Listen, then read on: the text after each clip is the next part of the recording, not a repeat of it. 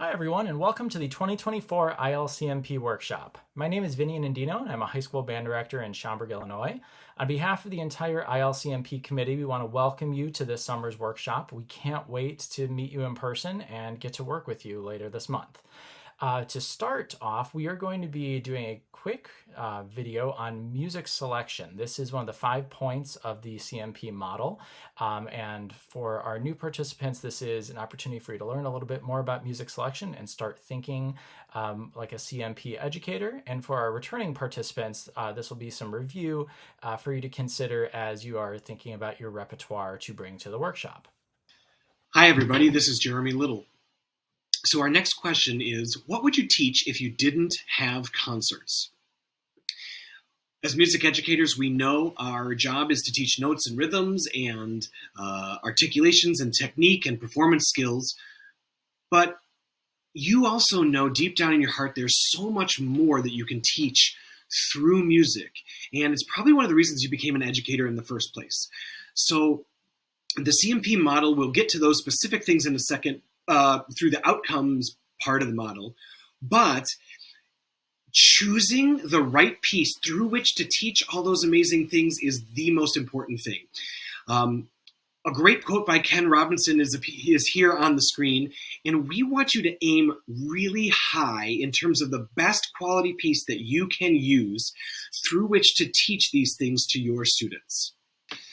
So here you see a bunch of social emotional learning core competencies. And you're probably familiar with a lot of these. This is the CASEL core competencies. But did you know that with thoughtful planning and investigation, you can teach these things through CMP in a really core way? You will see that as they come up, affective domain teaching outcomes that our students over the years have learned through the CMP model. And this is what we're talking about, that selecting high quality music unlocks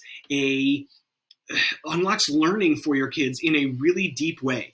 You also know that kids are good, they've got good crap detectors, meaning that if you try to force a SEL lesson down their throat without connecting it deeply to the music, if you try to do some canned program that the school wants you to do, you know they're not going to do it very well. You know they're going to probably give you the right answer and give you surface level responses without delving really deep into it, because it's not authentic. The magic of CMP is that you take a great piece of music that you have researched really well, that has all these treasures inside it. You study it and you unlock this for your students. And you do it on the actual piece of music that you're studying and going to perform in the concert, not some generic program. That is what we want to do. That's what CMP teachers do. And that's what we want to bring to your students through high-quality music selection. One of the great things about the CMP model is that you can enter it through any of the 5 points on the star here. Now, for the purposes of our workshop this week, we're all going to be starting with music selection. This is arguably the most important point of the model, as it's one of the most important tasks that we are charged with as teachers. The repertoire we choose to use is the foundation of our curriculum. Now, all choices may be worth teaching, but not all will really fit the model and the work that we're going to do this week.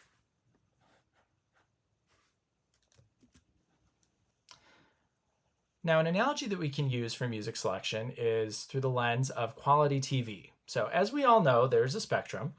On one end of the spectrum, you've got some shows that are quite entertaining, but something that if you are only watching these shows, your loved ones might be concerned for your well-being. As we move along in the spectrum, you get to some shows that are maybe more engaging, but maybe they fall into some predictable patterns and are not as engaging as they could be. Then finally, you get to some shows that are just incredibly well-structured and invite you to think about the possibilities in life and in the world around us. Each time you watch it, maybe you learn something new about yourself. And these are the shows that really can engage us on another level. So all of these do have their place. Full disclosure, I have seen multiple episodes of all of these, maybe a lot more for some of them. I will be taking no further questions on that. But again, they all have their place. And for a CMP plan, we're really trying to get over to that right side of the spectrum. Another useful framework when considering music selection is the idea of entertainment versus art. I encourage you to pause the video here and read through both of these lists. If you find a piece that really resonates with a lot of the items in the art column, you're probably well on your way to finding an effective CMP piece. Now, as music teachers, we are very used to asking technical questions about the music. We want to find music that's going to be a good fit for our students, something that they're going to be successful at. But in addition to those considerations, we also want to be asking questions that really get more at the heart of the music. When we're looking at pieces in this way, we might find that a piece doesn't have the depth that we thought it did. That doesn't make it a bad piece, but that's something that's good for us to know and something for us to consider, especially as we're looking for pieces that we want to write a CMP plan for. Here are a few other factors to consider. All of these are taken from the At a Glance sheet, which will be linked in the description of this video. So if you'd like more information to go more in depth into any of these areas, take a look at that link. The continuum here can be really helpful as you are looking at possible pieces for your CMP plan. In general, you want to try to find pieces that you have more experience with. You'll be able to draw upon your experience, whether as a performer or as a teacher with those works, and that will really help inform your writing, especially if you're new to the CMP model. That's not to say that you can't write a plan on a piece that you haven't done before, but drawing on that expertise that you have will certainly be beneficial. When you're considering music for your CMP plan or just for your programs in general, there are a few red flags that you might want to watch out for. So we've listed some of them here, and these are not necessarily 100% true all the time, but just some things that you might want to look into a little bit further as you are making your repertoire choices. All right, in order to get you started, we've included a bunch of resources, sample repertoire lists for your perusal. We hope that you will be able to use these to expand your repertoire horizons, especially the lists for that CMP committee members have curated. And we hope to tell you, we hope that you would choose a piece from one of those lists. If you don't see something there that strikes your fancy, a bunch of other resources have been included for you in the video description. A quick note on these lists that it's important to acknowledge that these lists are not exhaustive, that they do not cover every single viewpoint and perspective, and that we want you to take that into consideration when programming music for your students. So some questions to consider are what barriers may have been put in place to prevent a piece from being accepted as great, and how do you dig up and discover those pieces as well. In preparation for the workshop, we're asking all participants to select 3 to 5 pieces that you think are great pieces of music that you could teach your students this upcoming school year.